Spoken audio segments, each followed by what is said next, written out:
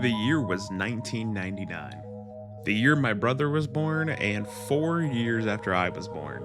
Yeah, I'm pretty freaking old. But there was a horror game that came out that honestly shook me to my very core. Well, at the time it did. Let me explain.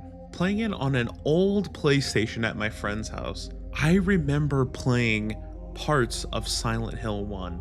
And with them remaking it, I am so excited to see what they're gonna do with it. Because, hear me out, I love the second game. Absolutely adore it.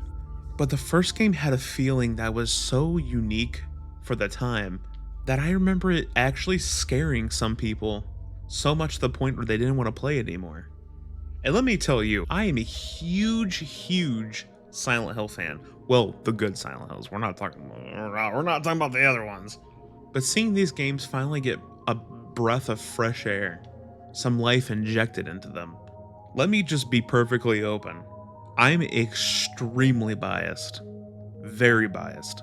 I think Silent Hill may actually be one of my all-time favorite franchises, along with Resident Evil, of course.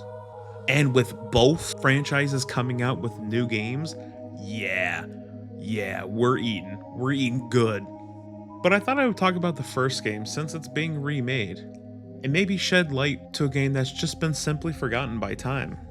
You see, coming out in 1999, this was Konami's direct answer for the first Resident Evil game. Yeah, that's right. The really janky, pixelated zombie game that completely took the horror franchise by storm. And let me tell you, people loved that jank, including me. So, Konami needed something, and they needed something fast. But instead of zombies, they wanted to focus more on the psychological side, where Resident Evil focuses more on biological.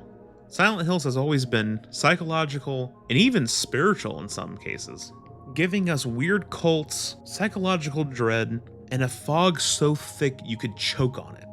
And that fog was thick for a reason. You see, while developing, they were tied down by the physical hardware of the system at the time. So, what do you do for an environment that you can't fully render? Well, you slap some fog down and boom. It not only looks far more spookier than it did, but hey, now it runs better. Developed by Team Silent, around only 7 to 10 people, which is absolutely insane, by the way.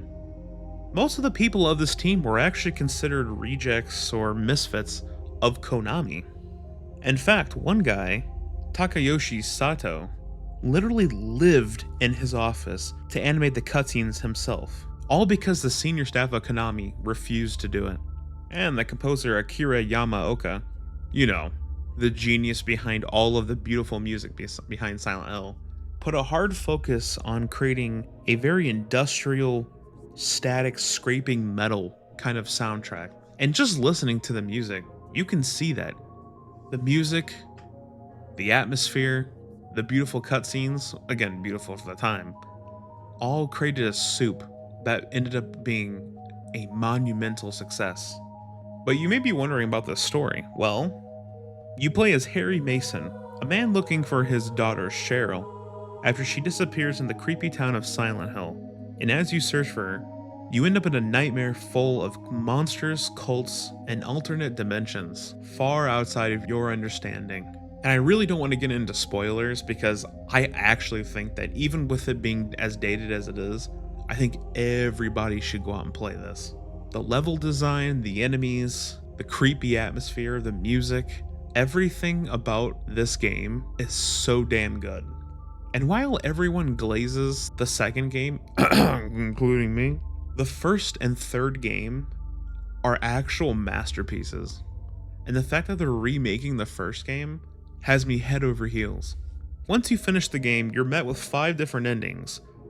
One in which you're actually you're abducted by aliens, which let me just say, that is the most 90s ending I've ever heard.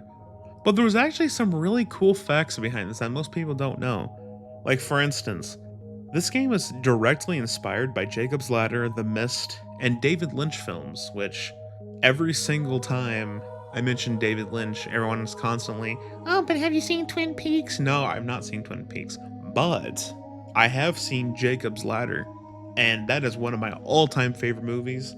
Not just because my name is Jake, but you should definitely give that movie a thorough watch. But another fun little fact that I found was that the Fluoros and the Seal of Metatron are actually based on real occult texts, which I'm not familiar with occult whatsoever. If any of you guys watching are, please maybe explain in the comments for people who don't know, because I'm very, very unfamiliar with that. I have no idea what that even means. But to get the lore accurate, some of the members actually studied a lot of the occult just to include them in the game. Which brings me to my next fun little fact, is that the other world, which is what they call it, is meant to reflect trauma, fear, and guilt. Which, if if you've ever played Silent Hill, that should literally come as to no surprise whatsoever. But my last little fun fact that most people actually don't know, and actually hear people kind of making fun of the original games a little bit, is how weird and quote bad the voice acting is. In fact, that is actually intentional. Yep, that's right, that is intentional. Similar to a lot of David Lynch's films, a lot of the acting, the voice acting, is meant to be very bizarre and dreamlike, almost kind of as if like it's not real or like you're experiencing like a fever dream. Which is what I loved about the Silent Hill 2 remake, by the way, is that they captured that very weird, it's kind of serious but it's kind of not, fever dream kind of feel to it. With selling over 2 million copies, it would actually become PlayStation's greatest hit, and it was so ahead of its time, it kickstarted the franchise into full motion.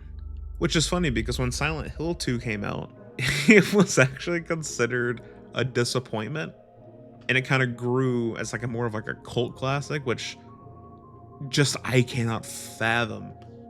Being 30 years old, I probably haven't played it in 15 years. I was probably 15 when I played it last. Before the remake comes out, I intend to play through it fully.